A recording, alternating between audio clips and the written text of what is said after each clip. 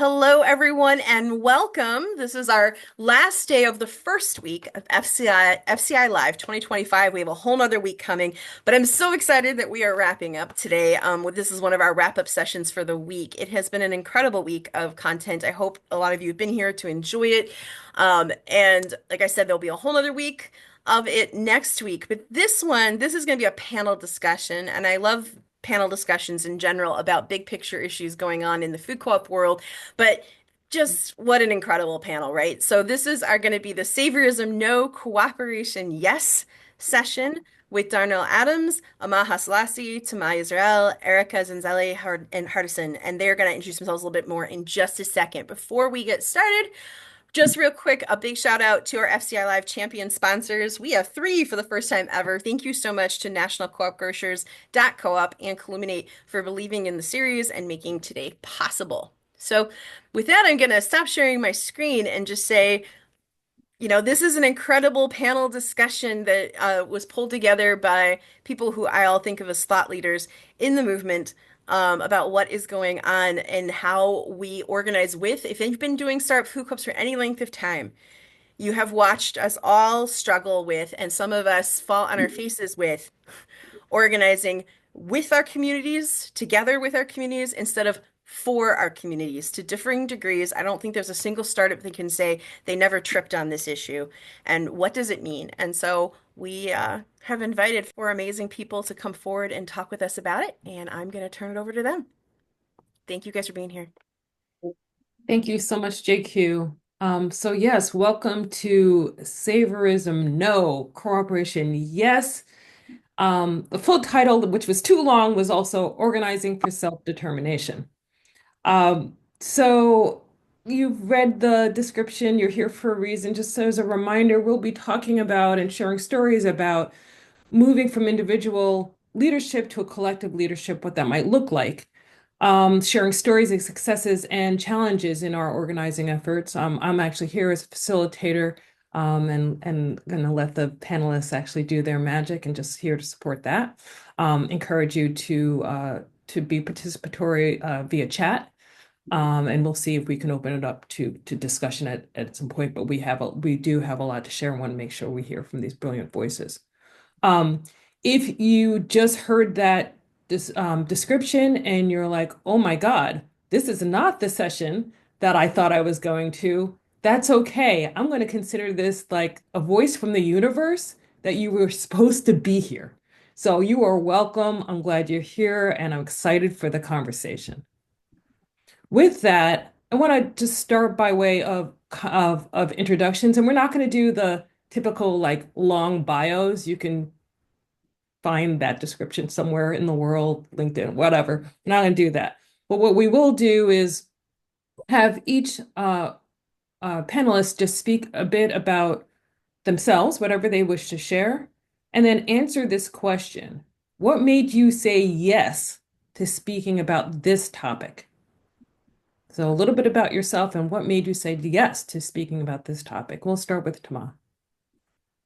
Well, good afternoon, or whatever time of day it is where you're calling from. My name is Tamai Israel, and I'm a member owner of the New Orleans Food Co-op, a member of the Black Cooperative Movement by way of the National Cooperative, National Association of Black Cooperators. Let me get that right.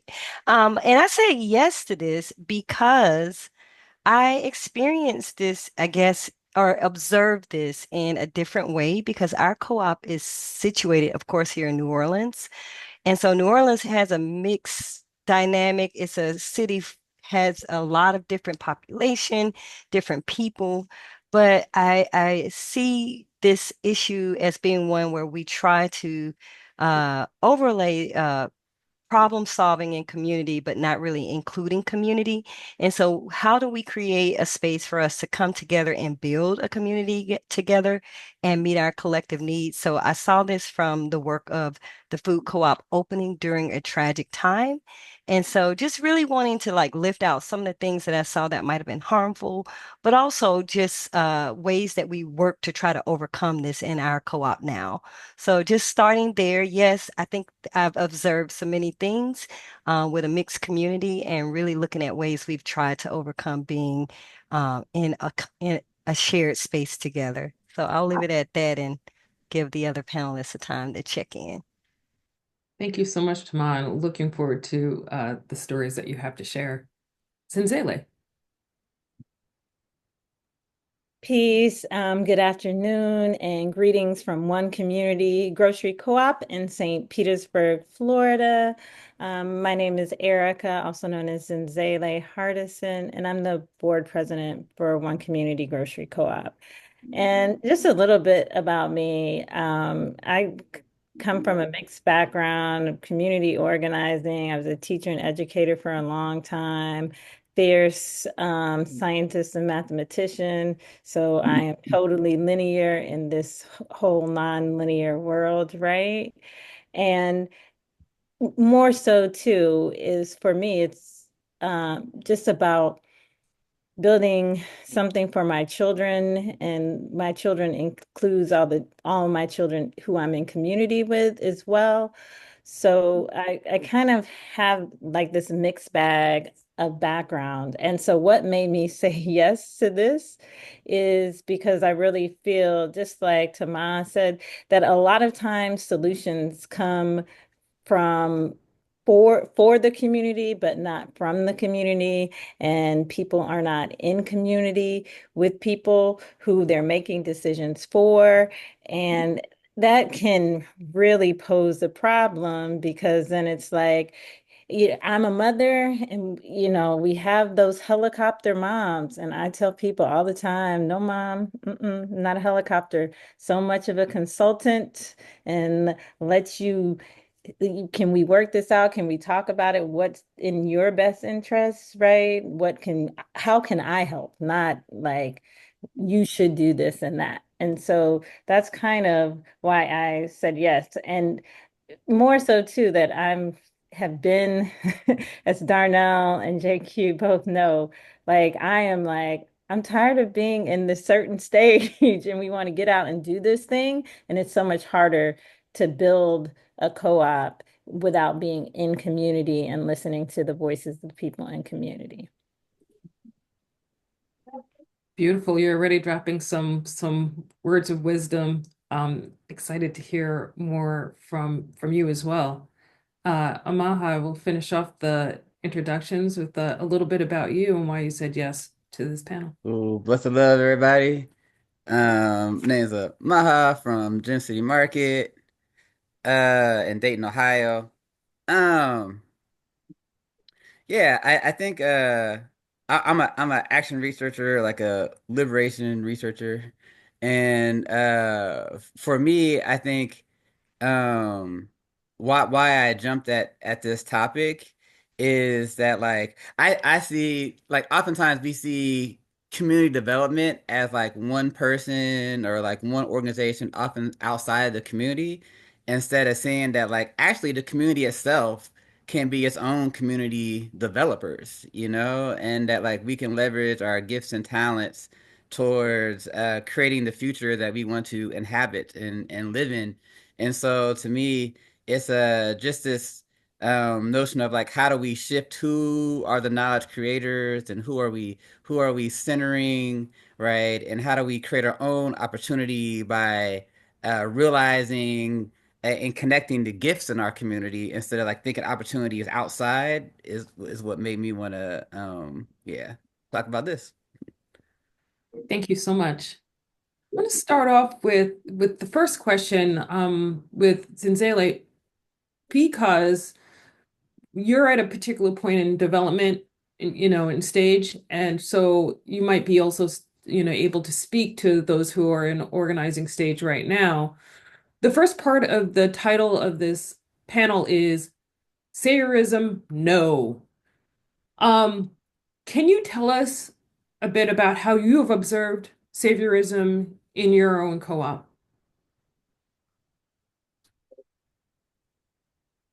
I think for us, it's well, first I have to say that we are a Black-led co-op, right? So some of it is very different from other non-Black-led co-ops. So in a lot of times we get people who want to partner, people who want to do things, but it's really like we want to, this is what we need you to do.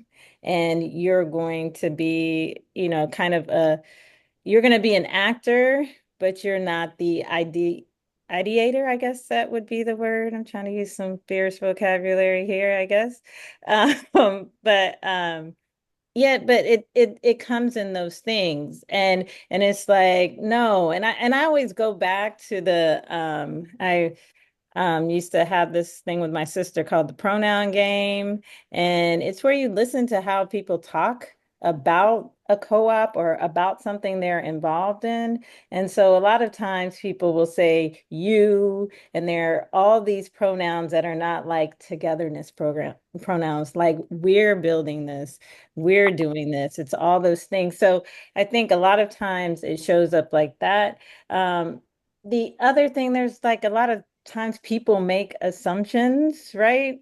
And I it's hard to it's hard to give people background that they don't already have, right? And so a lot of times people will come in and say, well, we can do this, we can do that, and we can do the third. And they haven't even asked the people who live in the community, right? They're like, oh, I saw this great idea and I think we should do it here. Well, why do you think we should do it here? It's a lot of times to me, it's about like asking those types of questions, like why are you putting this forth? Who is putting it forth? And like Amaha said, ha what assets are there in your community? Our co-op is being built to serve an underserved area, if you want to call it that. We call it a food insecure community. Other people may use other terms, but it's a place where food apartheid and all those things are rampant. If you want to talk about food swamps and not being able to do it's there, right? But a lot of times people will say, well, will not have any lived experience. And I tell people all the time, the reason I want to co-op in South St. Pete is because I live in South St. Pete. I feel the pressure of what this, I've raised children here and understood like what happens when there's not a place where kids can walk to the store, what skills they kind of delete. So it's about really not just saying, oh, this community needs food, so we'll give it food, right? It's how do you envision the food being brought to you? How can, or just not even how can we help is, I guess, the best way to put it. And I'll pass it off. Sorry. No, it's perfect. Thank you so much. And I like, as we talk about the different ways in which we're kind of developed and where you are with your co-op, Maha, I would love you to answer that question from from your point of view, specifically as a newly open co-op. So, how can you tell us a bit about how you observed saviorism in your co-op? Sure. Well, I'll say might be a little controversial, but like I think our lead up to opening, we we we put a lot of effort on intentionally building a we and shaping or shifting the community from being recipients to co-creators, But our transition from um having it was 4,000 some people, we worked together to build this co-op. Our transition into opening the store, I feel, is when we kind of retreated back into a saviorism, meaning that like once the store was open, it was kind of like, okay, we got it. We're good. We don't need you no more. You know what I mean? Just come and shop at the store instead of like, how are we going to co-create the market? What does it mean to co-govern the market. You know what I mean? Like, what does it mean to really occupy this space and live into this thing that we put all these effort and work into? You know what I mean? And I take responsibility for that because I didn't understand the transition, you know, and we really should spend like a year or two just on cooperative governance, you know what I mean? And like how we're going to like co-create the space. What is the space you want to create, et cetera, you know? So I would say that like um we missed out on the wisdom and expertise from the community by not like walking with them through the early phase of opening the market the way that we could have. You know what I mean? Like I feel that we could have been more collaborative and kept that co-creative spirit. And there's a tension because, you know, when you're opening up the store, a lot of effort is on like how to make all these systems work and this, that, and the other, you know what I mean? But like I think that's the time when we needed to like lean into the community more to like really understand and really like co-create and co-own and co-govern together because we've never done anything like this as a community before. So we had no like historical memory or like, you know, some kind of process that we could like fall back on. And so we needed to build it all as we were doing it. And I think I come from a movement background, and so I didn't understand how much like what I do is not like norm. So so like and so I didn't understand the transition, you know what I mean? So I take full responsibility for it, you know. Maha, I appreciate that. And I'll also note as a movement, I've not seen uh there be a really robust understanding of what that transition even looks like. So you were walking in like no person's land without a map, trying to sort it out and also trying to, make the co-op work. So, and also I have to say part of the reason why I really appreciate you so much is your ability to kind of look back and take accountability and also kind of think about forging a way forward. That's always really hopeful. I really appreciate that about you. Thank you. Thanks, I appreciate that. Tama, you are representing a co-op that struggled and yet has endured, and this is quite a story. So this first part of this conversation about saviorism and how you've seen it in your co-op, can you speak a bit about that? Yeah, I think for me, our co-op, just to give a little context, we're situated in what's predominantly a Black neighborhood in New Orleans. And just also some additional context, New Orleans is current population is about 55% Black. And so our co-op is in an area where I think of course, you have all the common issues, food apartheid, but of course, we had Hurricane Katrina hit us in 2005, right when our co-op had began its initiative to open up its store. So it became more emergent to have a food co-op in New Orleans when we came back.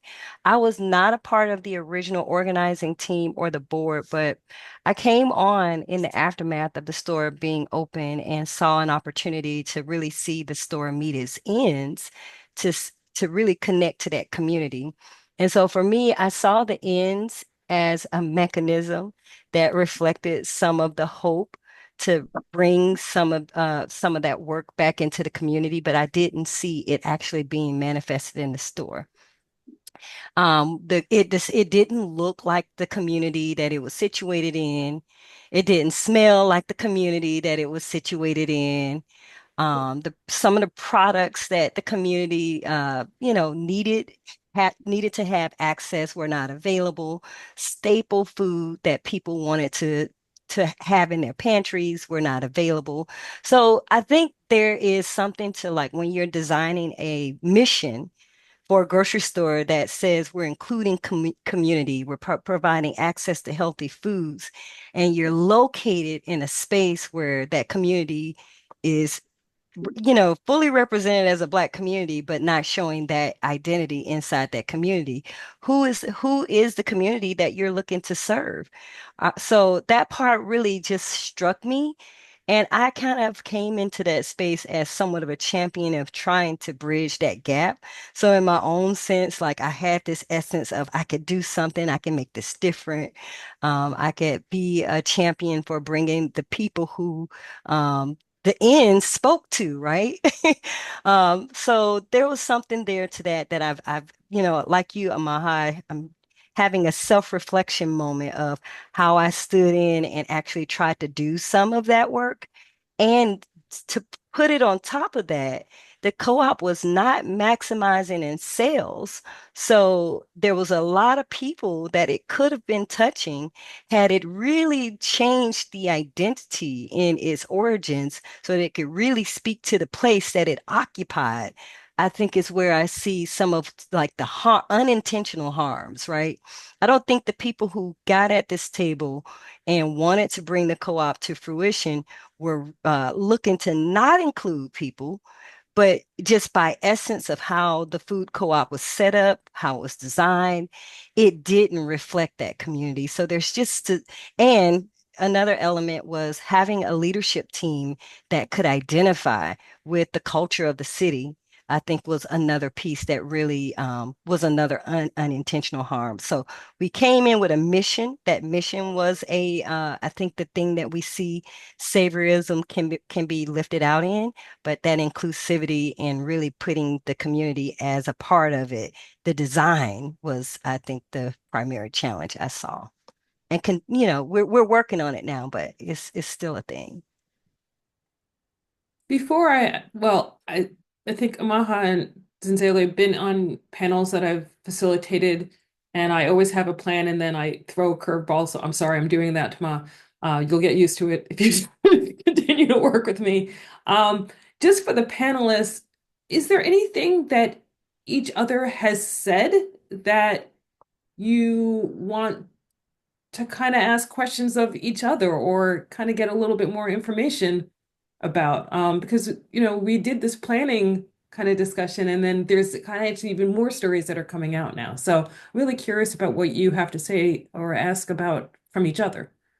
Zinzele?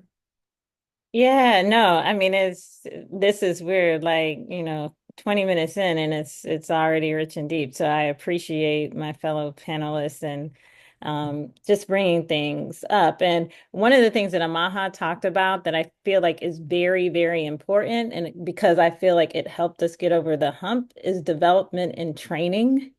Like people don't talk about that enough.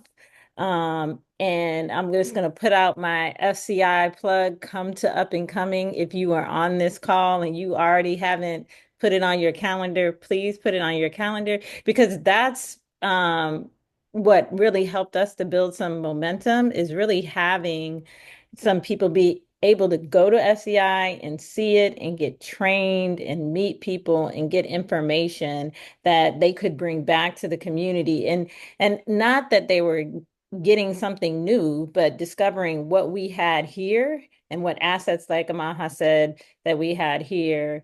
The other thing is I talk about this a lot, and I don't think people understand it sometimes. It's like we're building institutions, right?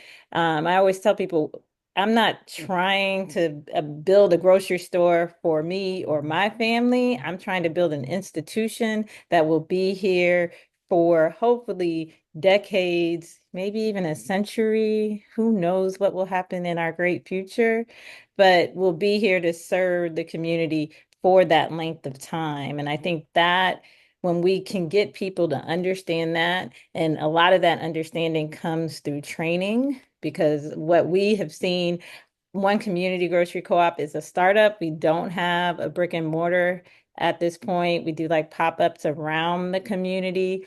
And it's really hard when you don't have when people don't have the training and you're not able to kind of push forward. So training and definitely development and training, and definitely talk about institution building because that gives us a collective why and we to work towards.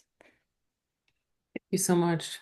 I realize, yeah, thank you for that plug for FCI, the up and coming conference. It's important. I realize in that the here in Boston, it's 1:27, and I didn't even introduce myself. So I guess I should at least tell you who I am and why I'm talking. My name is Darnell Adams. I am a cooperator. I was a project manager for the Dorchester Food Co-op, which is open in Boston. And I am the board chair of FCI. And I am co-owner of a worker co-op called Firebrand Co-op. The rest you can find on LinkedIn. So that's why I'm talking. Okay. I have, Could I build off yeah. something Oh that yeah, please. Azalea just said? Yes. Um, I appreciate how you just mentioned their name, that we're building institutions, and I think that is part of the difference in some case between the historical food cooperative developments, and this move of black and brown co-ops that are emerging right now, that like we're seeing like cooperative development as like what are the institutions that we can build, you know what I mean, to help sustain our communities, right? And I think that's important because it makes me think about the association of people, and like how are we like, you know, building this space, you know what I mean? We're co-creating, practicing self-determination, and like literally shaping the patterns in our community, you know? And like earlier when everybody was speaking, it made me think about like trusting the people. It's like we're not trying to build trust in a savior or a savior organization. We're trying to like emerge greater, deeper trust with the community. And that comes from actually trusting the community, knowing that like the community has wisdom of like how to what it needs, what it desires, what it wants to support, you know what I mean? And so like I think part of our job as like even like cooperative developers to a certain extent is like how do we garner what is the collective hope of the community and make that so contagious, so compelling that like who would not want to be part of it? Who would not want to be like, yo, if this is where we're going, I'm gonna put my gifts fully into the center of the circle. You know what I mean? Because that's how we activate the community power, or power meaning like the ability to shape the environment around us. Thank you, Maha. Tama. Yeah, Maha sparked the nerve when we talked about people power, because it really resonated with me about like where we are right now in our current phase with our cooperative. And as you shared, we've had some twists and turns, and we've had people come in to really help us set up our co-op and organize it, the food co-op, and it's been really challenging to get consistent sales to speak to the community and really build something that the community feels like it's a part of. And it wasn't until we trusted the people, like one of our board members came in and did a lot of work for free. I personally was on a team to help our cooperative turn around and meet some metrics and numbers. And from that effort, we did set up a movement.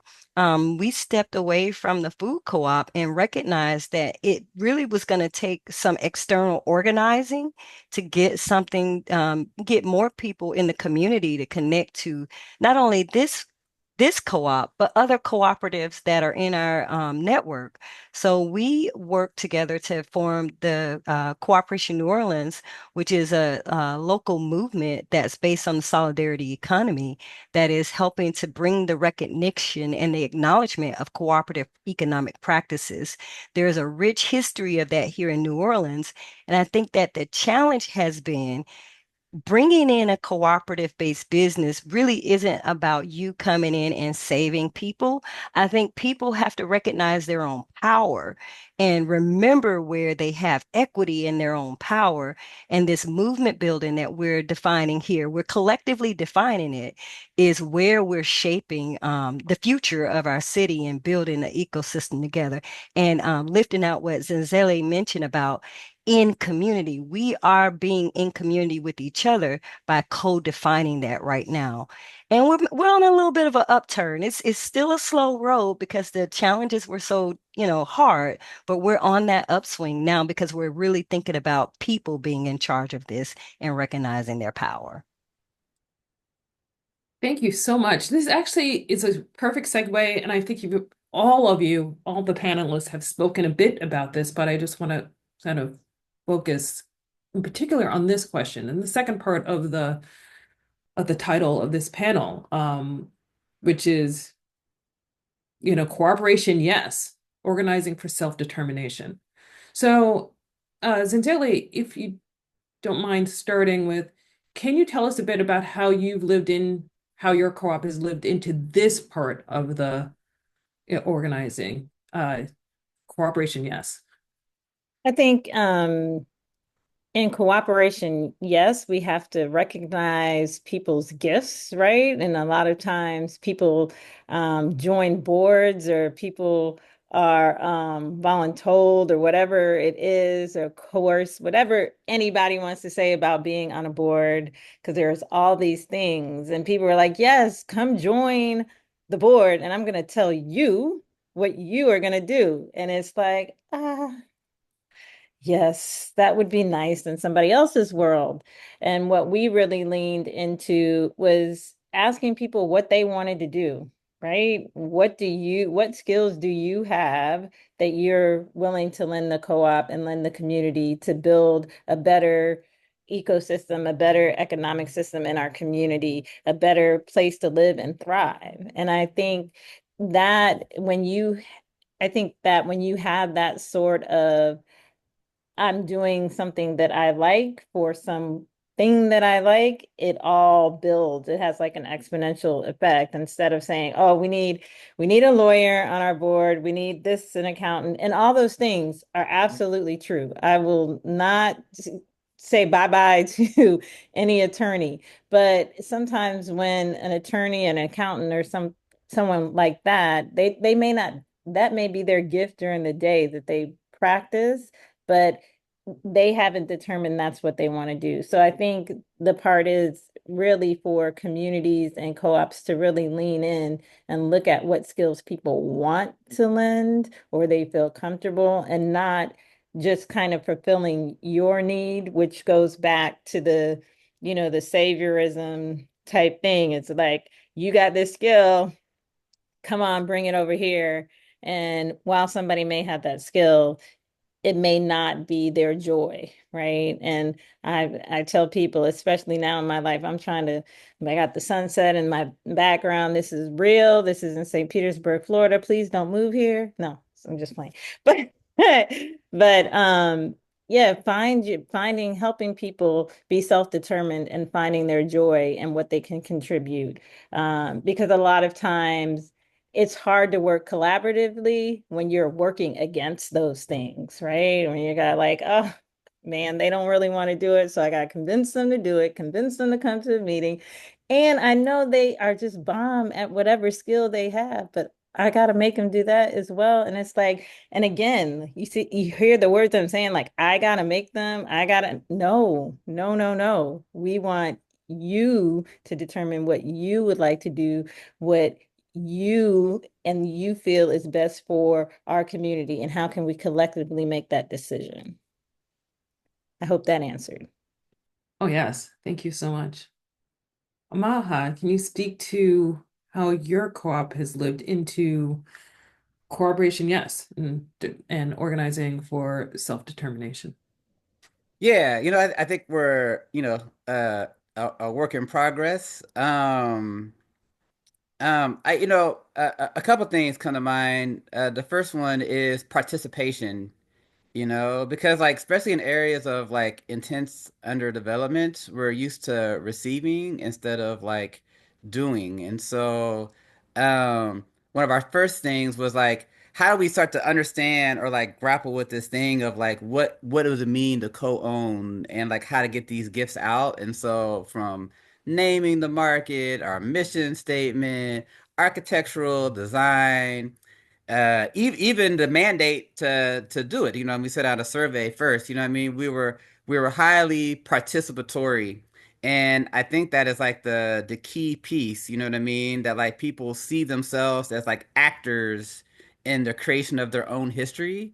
You know what I mean? That like we're not just receiving, but that like we have the ability to create our history. You know what I mean? That we can be the protagonists in our story, because we're often taught opposite, And so, and I think within that, this notion of being leaderful, that we were highly decentralized, like I think of an example of there was a college group that wanted to do a cornhole team, and we didn't say, hey, and they want to call it Gym City Market. And we weren't like, hey, let us run it through 5 committees. And 3 months from now, we'll be able to answer your question. You know what I mean? Like they came and they said, hey, we want to do a cornhole team and call it Gym City Market. We were like, go for it.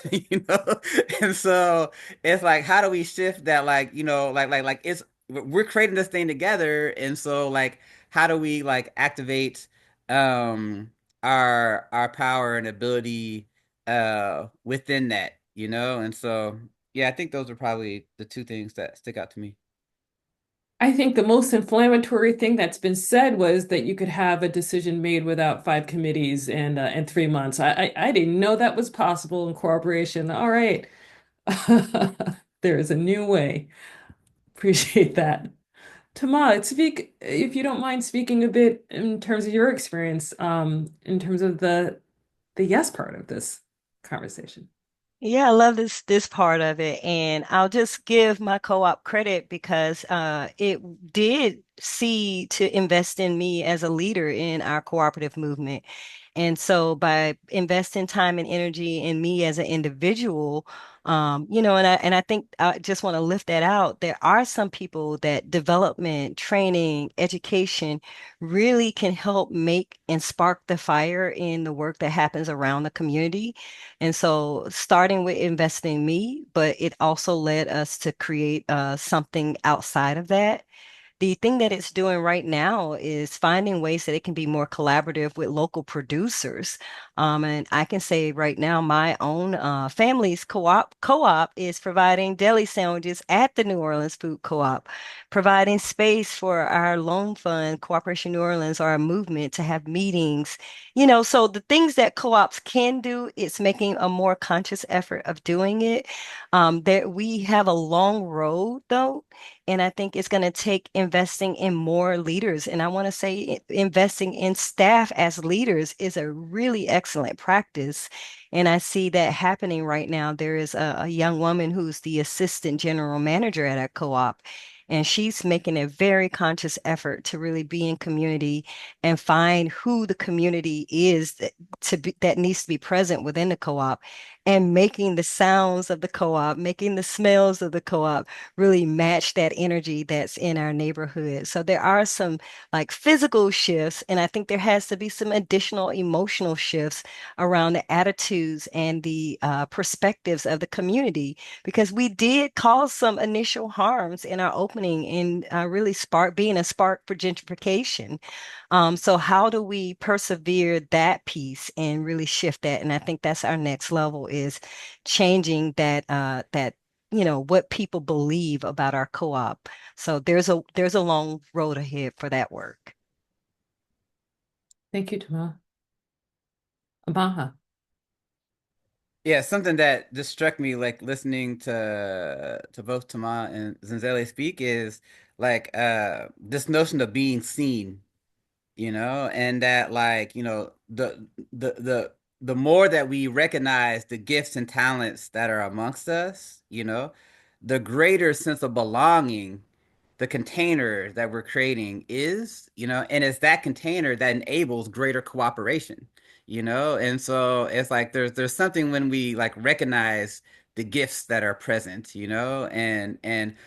and make sure they have the space to like act and live inside, how they want to show up in the circle, like I think is like super important, and it also goes to culture. So I think part of cooperation, which Tomas said, like, and I'm taking a little different angle, is that like that. the culture reflects the community, which is in a sense a way of cooperation. You know what I mean? Because we're not trying to impose a culture that does not reflect the image and likeness and the vibe of the community, but we walk with, you know what I mean, and we build a culture with, you know what I mean. So if you come into the Gym City Market, you're going to hear, we're home of the funk, so you're going to hear funk, you're going to hear, we borrow from Detroit, we got a lot of Motown, we got different music, you know what I mean, but the music reflects the people, you know what I mean, even the way we use imagery. And so I think it's important. I think like within cooperation, like this notion of who's being seen is a critical way to like activate the gifts and talents of the community towards building the future we want.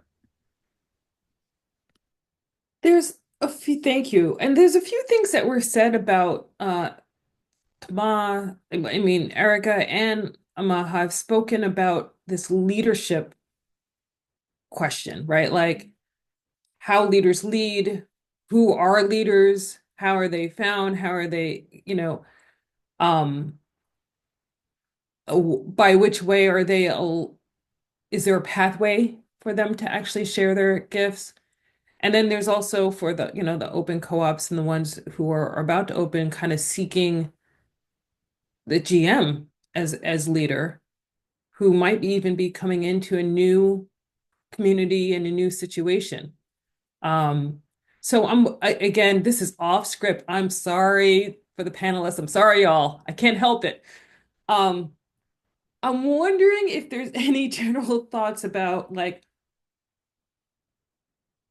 leadership, particularly if you're seeking leaders from outside the community, but many might do in order to get a GM to run the store.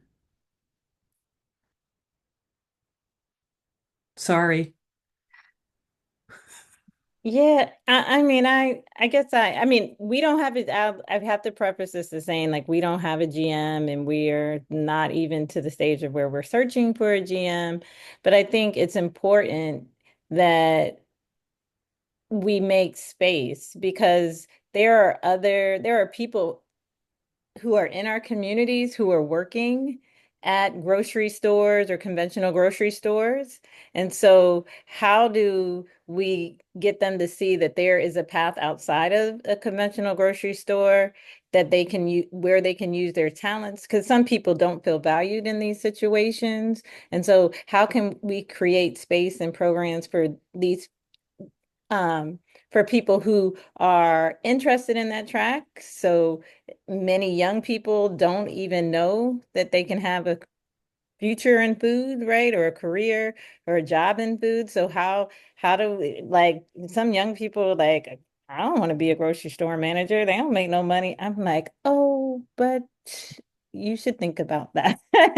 Like, and if it's something they love, or it can be cultivated, we can do that. But there are people who may not know. So providing those opportunities.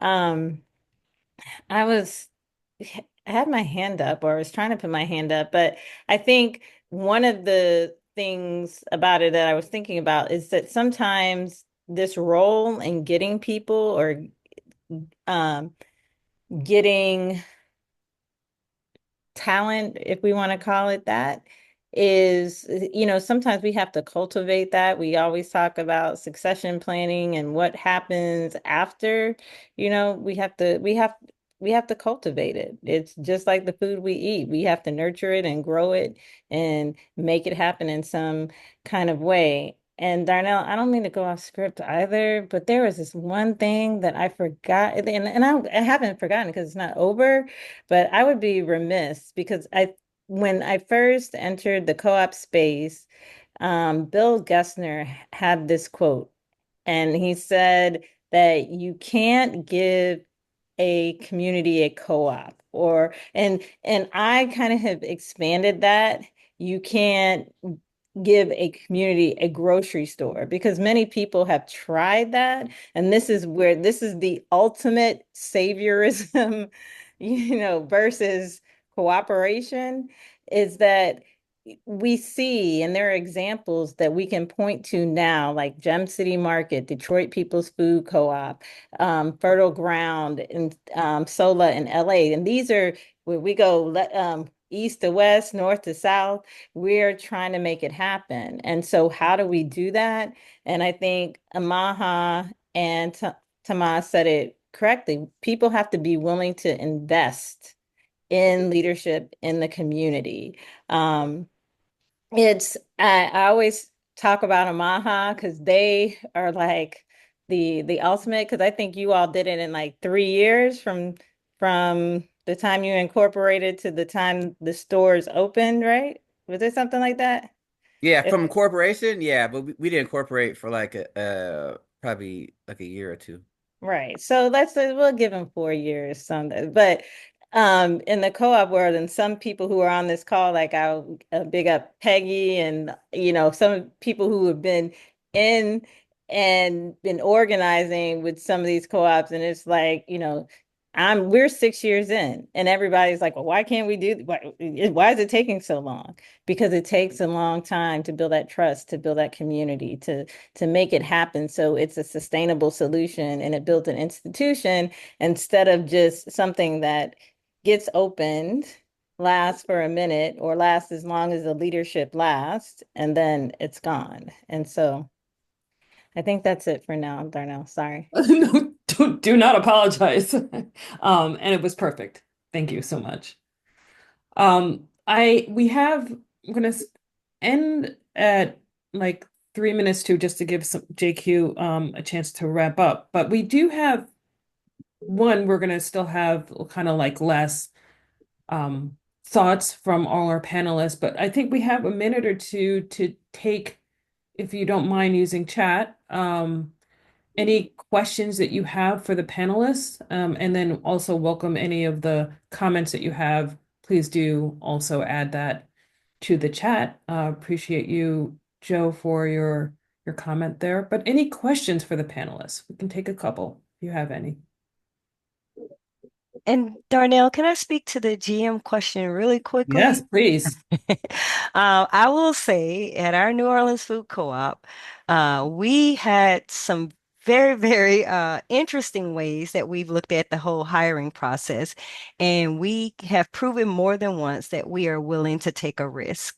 And so the question you have to ask yourself with hiring the right talent is what kind of risk are you willing to take for the sake of the community that you're cultivating with your co-op?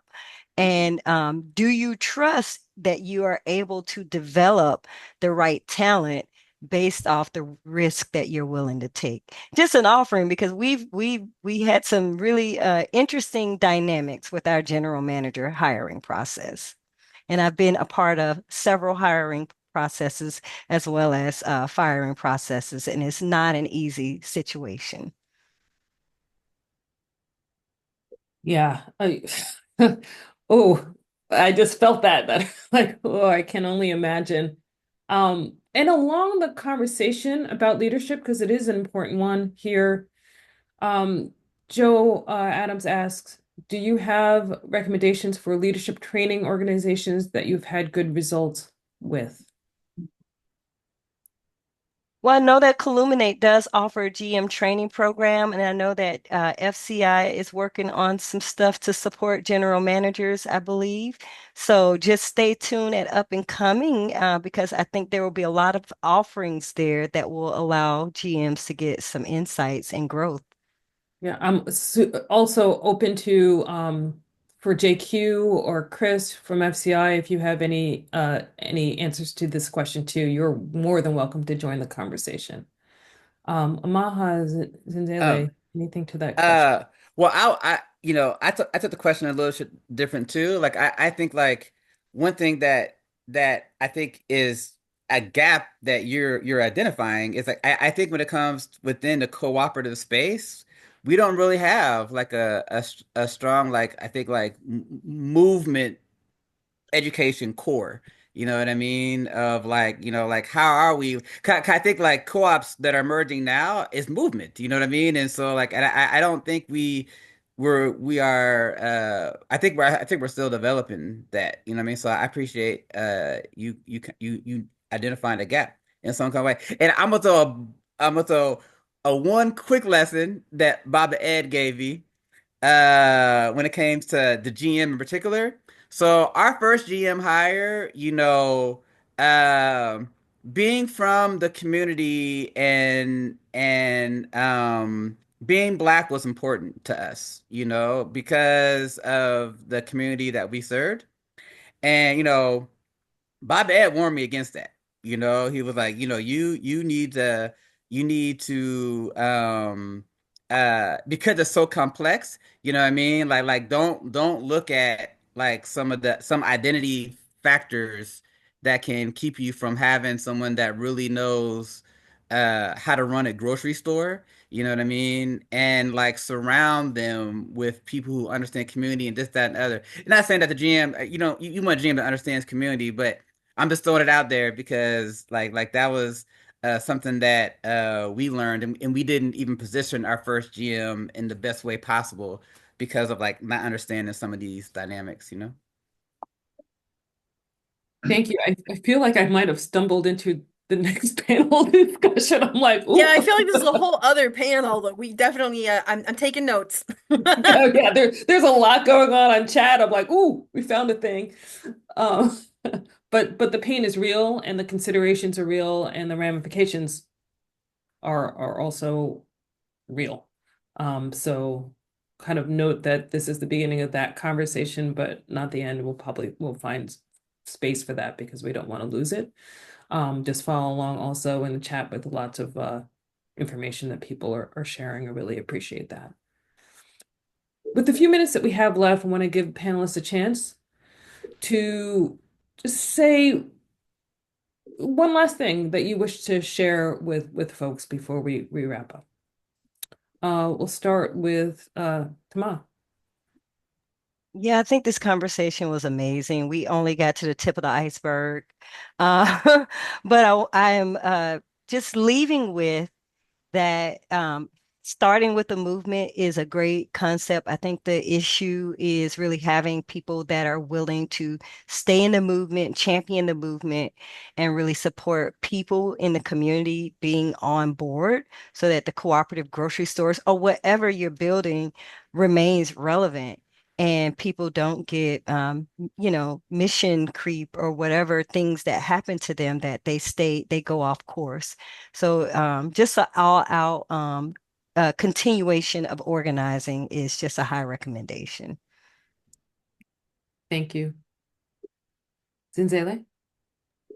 Uh, well, my kind of last thing that I would say is also along the lines of what Tamad just said, is really supporting people in the community and grassroots people, because a lot of the time, people are out here doing great work, but they're doing great work on top of three and four, five other things that they're doing and wondering why this thing is not moving, right? And we have examples, and I hate to always bring it back to this, but we have examples of this. Is like it took Detroit People's Food Co-op 14 years, right?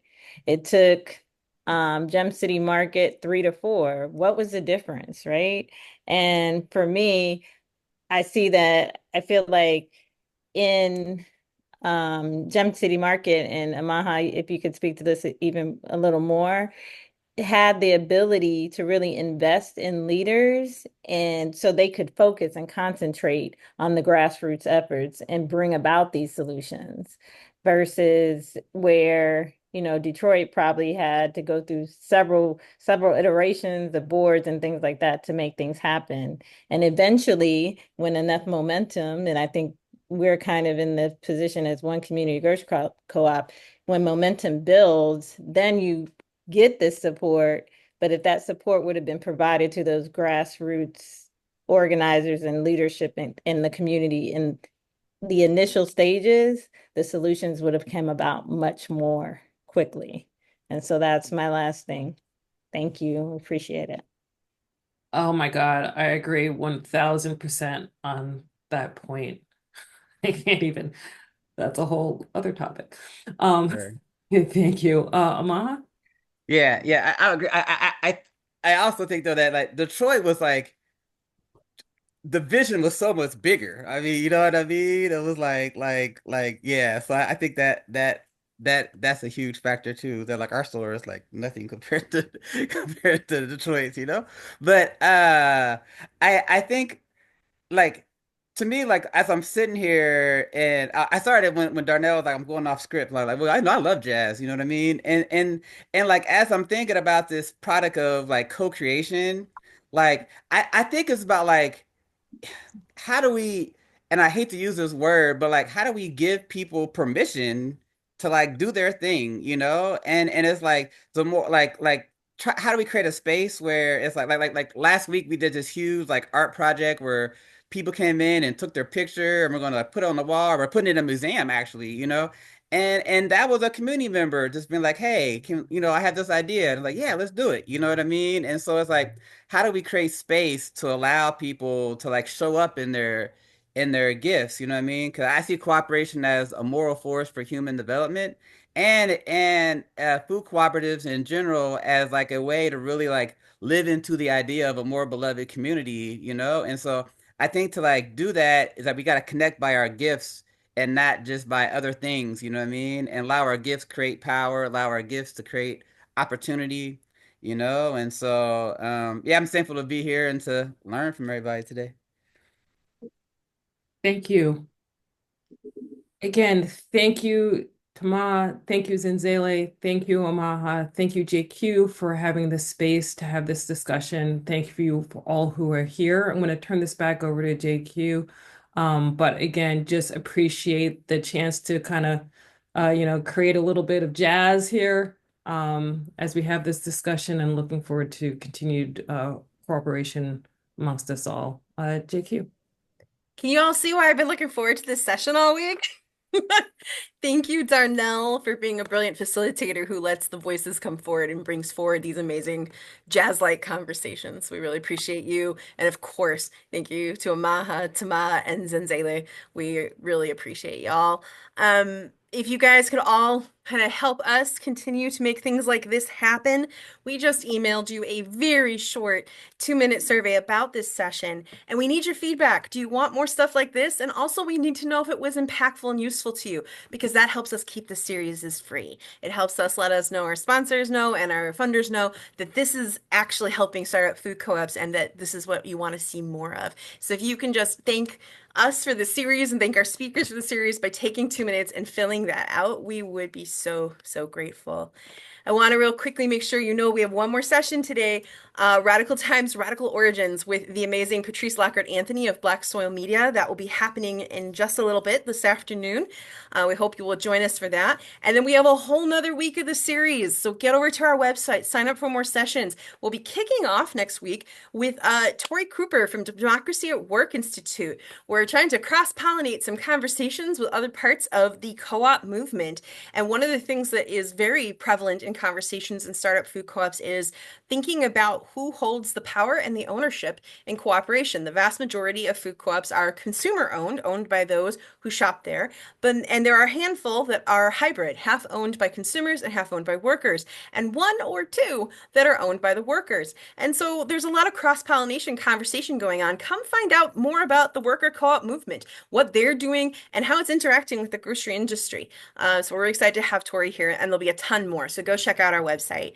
And last but not least, I can't not thank again. We had a record number of sponsors this year for FCI Live who believe in the startup food co-op movement and what we're doing. We're just really touched by that. Thank you. And these organizations all work with, help, support in different ways startup food co-ops, and we could not do it without them, and the movement wouldn't be what it is without them. So thank you to them. And